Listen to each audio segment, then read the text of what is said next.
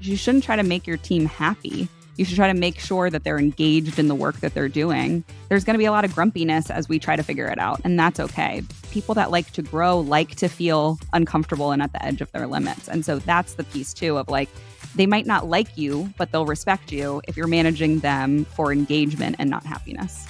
I'm Margaret Kelsey. And I'm Devin Bramhill. And this is Don't Say Content. And shout out to our producers at Share Your Genius. They're great at creating shows with strategic outcomes in mind. They've been with us since the podcast was just an idea, and they helped us bring it to life from strategy all the way to execution. And we absolutely love partnering with them. So if you, dear listeners, are thinking of launching a podcast, which you definitely should, by the way, we recommend having a conversation with our favorite people over at Share Your Genius. Now let's get into it. We're talking today about what happens when you go from being an IC marketer to a manager and above, sort of stepping into those leadership roles. And it is kind of like you finally mastered the thing that you are doing and you get promoted. Yay! And then your new job requires skills, none of which you have.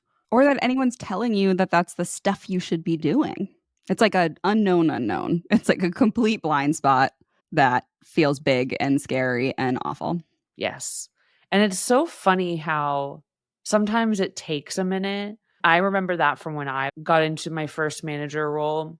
And also I noticed it when other people were sort of coming up as leaders at Animals and realizing that so much of what they were saying to me, I didn't care about. I was like, none of this matters or is relevant. What kind of things were they telling you or trying to talk to you about? Details. I'm like, did you do it or not? And what happened? And what are you going to do now? That sounds really simple, but it's actually not, because if it didn't work, you have to give detail about why, but not so much that I'm like, yeah, glossy-eyed.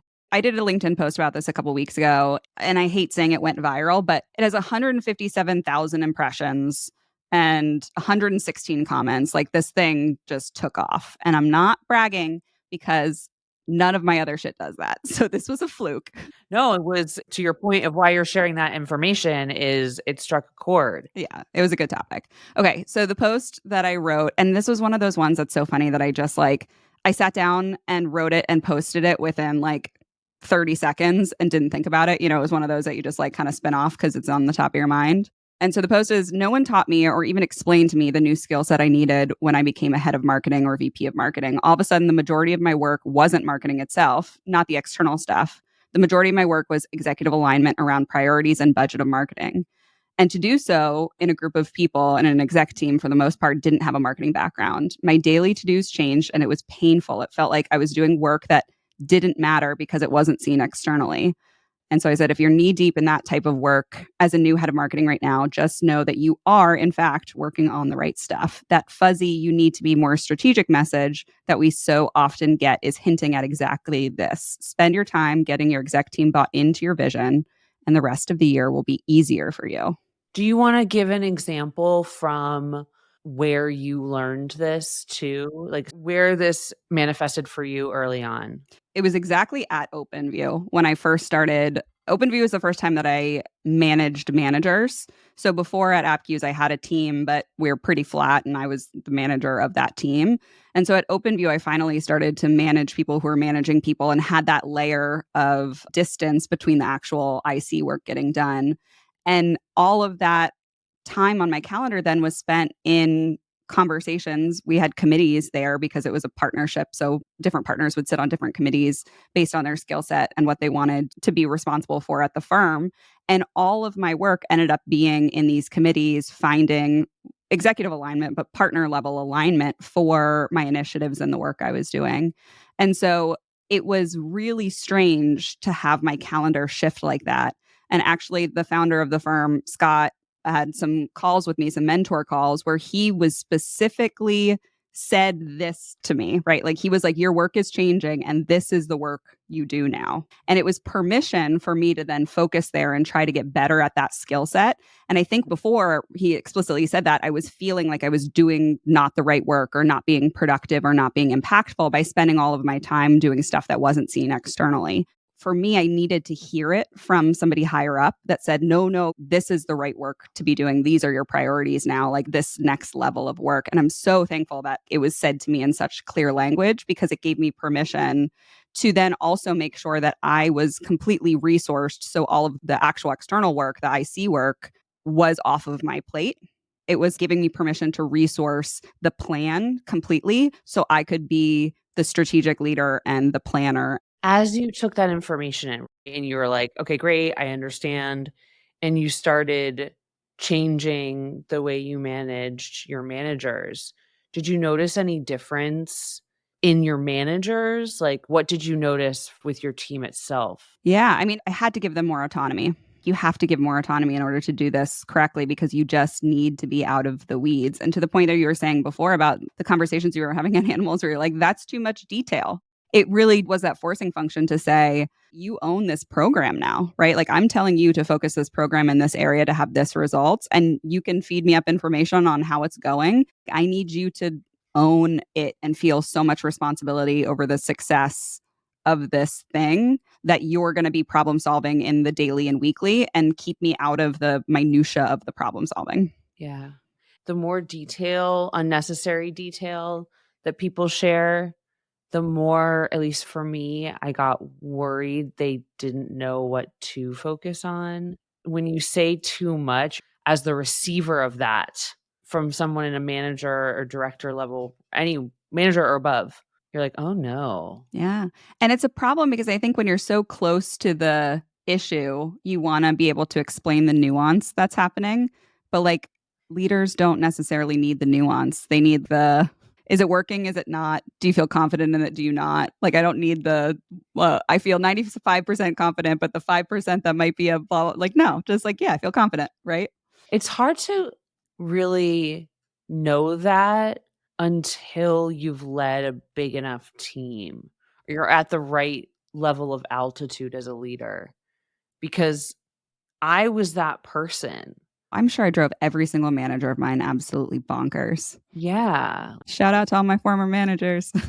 But I remember, yeah, one of my managers, he'd asked me for a marketing strategy. And this was my very first time in a manager position. I was managing 2 teams, customer support and marketing. It was a small company.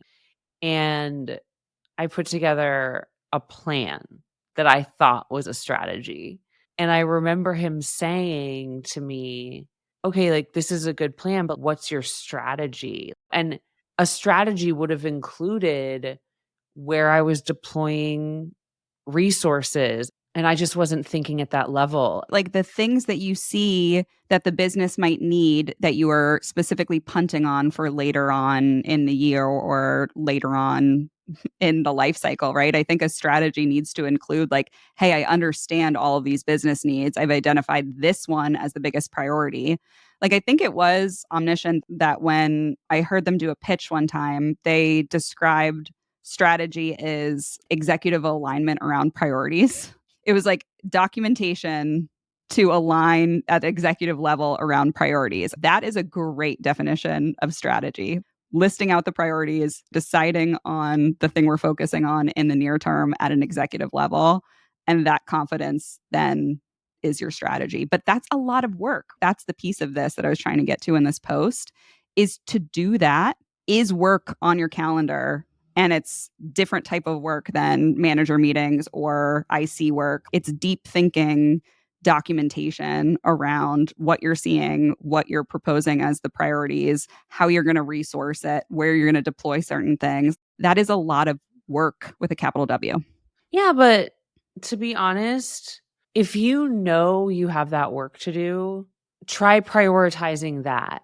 Because I think a lot of marketers, especially when they're making that change from practitioner to leader, they use that excuse a lot. They're like, well, that's more work to do. And I'm like, Why don't you try using your team? You have all these resources, like, use them, and it's almost like they think they have to go above and beyond. I'm like, "No, just do your job." Yeah. The story that you're telling too is you didn't even know that that was the work. You were building a plan, being like, "Oh yeah, I did it."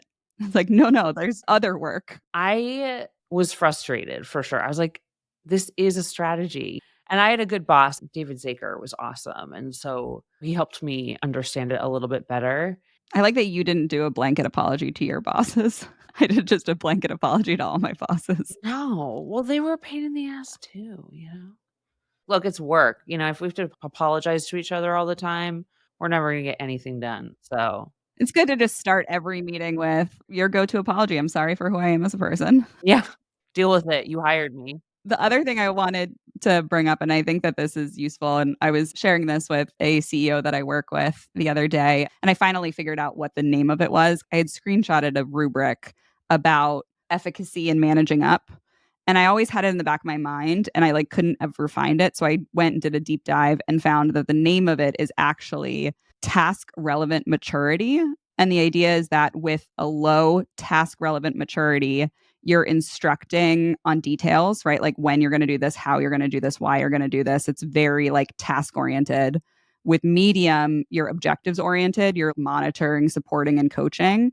And then with high task relevant maturity, you're results oriented, you're just monitoring results. And so the rubric that I'm looking at right now is thinking about as you're managing somebody. But the other one that I had initially found was managing up, right? Like, are you only managing up, telling people what you did, how you did it, like all those details? And that's, I think, what was bothering you at Animals when you're telling that story of like just too many details. And then the medium management layer is this objectives oriented thing. And then the top one is just results oriented. Yeah, that's an interesting framework. In my experience, I would apply it differently. I would say those are levels of altitude that you're reporting to. So you are going to need to report on a deeper level to, say, your CMO, or if you're a manager, to your director. And then when you get to the CEO level, it's like, did you do it or not? The thing that I find useful when I'm using this with either heads of marketing or founders, CEOs, is this idea of like if you are having one on one conversations with people and you feel like they're in that low task relevant maturity piece, your objective is to get them to that next level so you can have a more productive management relationship with them. So you're not stuck in the weeds, right? If they feel more confident in making the decisions on the tactical level, then you can just monitor their objectives and their results, then the one-on-one should shift more towards that. Are we on pace with our objectives and our results rather than like getting in the weed on all of the like individual little tactics? And that totally depends on the seniority and the ability of the people that you're managing to do that. But like the goal of even growing somebody that you're managing is trying to get them up into that next zone. It's so simple, and we're making it really complicated because in real life, I think a lot of leaders just don't know how to do it. At the end of the day, if you want someone to report in a certain way, you're like, this is the information I want from you at this cadence. And you see how they do. And if they don't, if they struggle with it, you can coach through the work and say, okay, this right here was really good example of what I'm looking for. This over here, here's why this is information that isn't as useful for me. But I would like to know more about this thing over here. And I think the problem is this probably is also a startup specific area where they're not even used to managing a person, let alone many. And they are now suddenly running a company and they don't have that sort of corporate training that you get where it is very process driven. And I'm not saying that like corporate world is a perfect example either, but they depend more on process, right? And so it's sort of naturally a part of what you're doing. You do get more of that institutional training. Things tend to move slower because of that. But in this sort of fast paced startup world, which I really benefited from moving up quickly, faking it till I made it the whole time, it's not there. You're right. Everybody's moving too fast. And so when you think about the time it takes, I think more about the leaders and less about the marketers themselves, because I'm like, you actually do have the time, but the problem is you don't know what you don't know.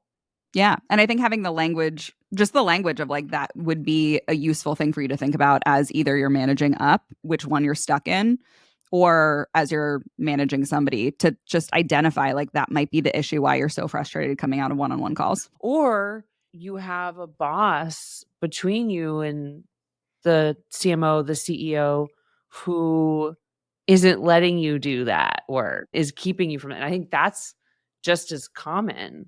But I think delegating is probably the most important skill that you can learn. It's probably the only thing that business school teaches you in like a useful way. Everything else is junk.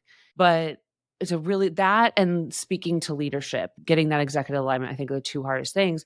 The other side of delegating well is a fear-based response, and that's why it's so hard.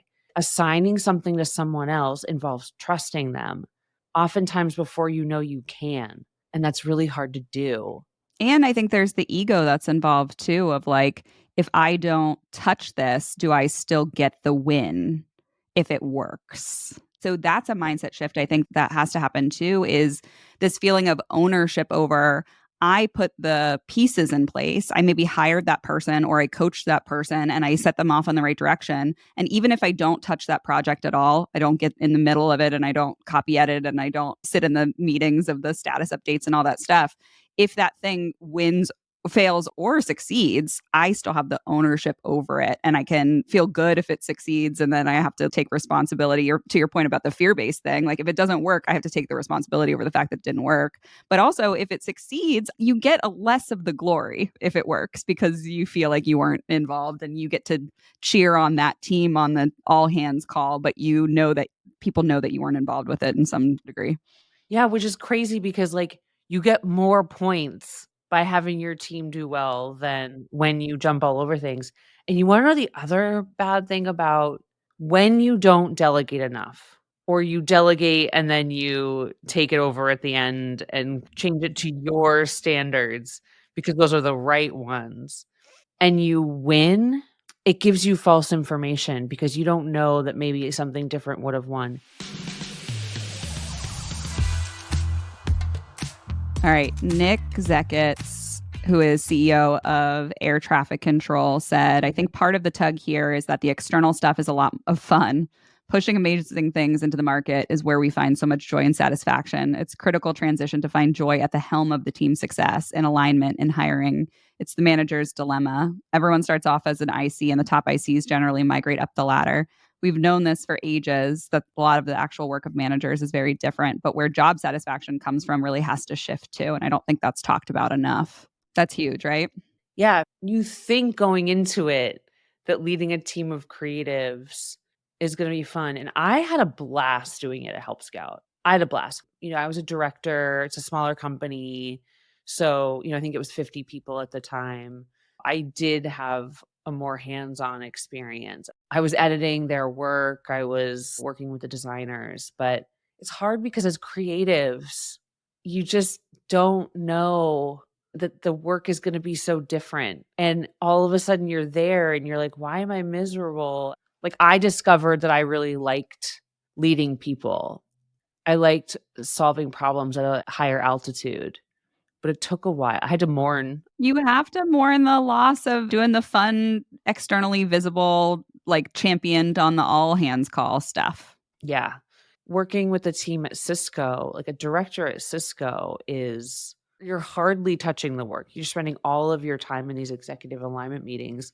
And the person that I worked with made such an effort to be hands-on in a good way, in a very positive way. And I really admired that about them. They really cared about their team. But she was a business person. At the end of the day, that was the altitude she was at. Yeah. One thing I will say is I found at startups that they were ill-equipped to train me to be a manager, and so I often got bored in a way by how much I felt limited and ended up leading projects and organizations outside of work that helped me learn faster about things like managing people and making executive decisions, communicating executive decisions, ownership over something. So, Boston Content, so I started off as a board member, became the executive director, and I led a team of basically managers because they were all, I mean, they were my friends, we were all at the same level, but I was the leader of the group, and so I remember being really deferential in the beginning, and one of my friends just like, "Devin, just tell us what to do. That's why we're here. That's why we didn't wanna be ED, like, you don't have to ask so much and be so much of a equalizer, like, we're good, just say it," you know? Things like that, I wasn't learning in the same way at my job. And then TEDx Somerville was a huge production that I didn't intend to take over. That was a combination of external, like working, talking to speakers and trying to get these people who are very accomplished to come join us. And then the fundraising piece, the organization operations piece. And this was dumb, but I like went to India one summer and helped lead a bunch of students in an outdoor program, and it's like, even helping out with that, it was just learning how to take charge in the right ways. I didn't do it right all the time, but I learned more about how to do it right based on failing. Well, I think that there's so many people in this world right now that are people pleasers. And I think that's a really hard thing to switch out of once you become a manager. And especially when you're aligning at the executive level, is you will never please everyone. There will always be one person or multiple people on the team or multiple people at the executive level or one person at the executive level that doesn't align, doesn't agree, thinks you're an idiot, whatever it might be. And I think that the worst thing to do is, to your point, just be deferential to everyone because then it becomes a muddied plan, a muddied strategy, and it just is lacking any conviction. But that's a really tough thing to get over is that you're going to piss people off as you manage. Yeah. You're not necessarily pissing them off because you did anything to piss them off. They just don't agree and they're hot-headed and they're creatives, and I was someone who really thought for a long time that people liking me mattered, and in the work context, people who reported to me, and man, that is the most wrong-headed thought I've ever had. Don't try to please anyone at all, like 0 people, because it doesn't actually make anyone like you or respect you more, it does the opposite. Yeah. I've talked to some founders and CEOs about this of like, you don't need to be liked, you need to be respected. You need to be so confident in your decision and clear in your communication that people respect the fact that you are taking control, that you're taking responsibility, that you have a plan, but that might piss some people off and they might not like you in that moment, right? And I think the other flip side of this is managing for happiness or managing for engagement. You shouldn't try to make your team happy. You should try to make sure that they're engaged in the work that they're doing. But if it's a tough problem, they might be actually pissed off and annoyed. Like everyone is working through tough shit isn't necessarily happy. And if we're trying to build something huge and cool and great, there's going to be a lot of grumpiness as we try to figure it out. And that's okay. But if you try to manage towards happiness, you'll actually like manage that stretching beyond our limits out of it. And people that like to grow like to feel uncomfortable and at the edge of their limits. And so that's the piece too of like, they might not like you, but they'll respect you if you're managing them for engagement and not happiness. That's a good point.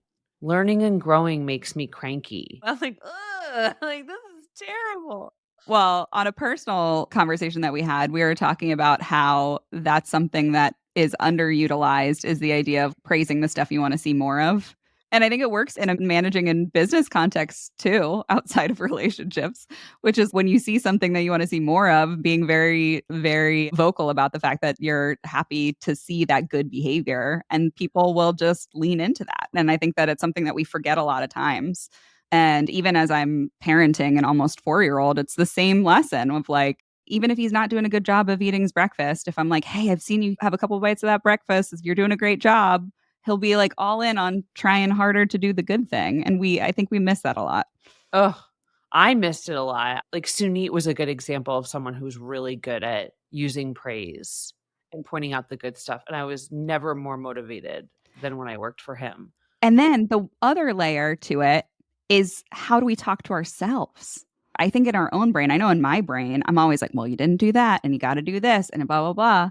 But how about even encouraging ourselves of being like, I really like the way that you took care of yourself today. I really like the fact that you checked that thing off your to do list that you didn't want to do. Those 2 together have a lot of layers because I remember I learned through criticism, not praise, pretty much in the majority of my work, and so, for example, when I was leading a project, I remember at one point my CEO thought I didn't have my shit together.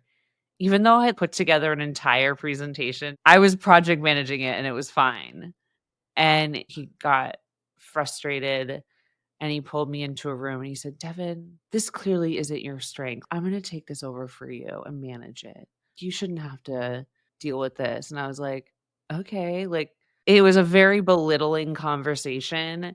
And then he owned it for like a second and then just faded away. And what happens there is there's no circle back where it's like, "Oh, actually, Devin, you're doing fine.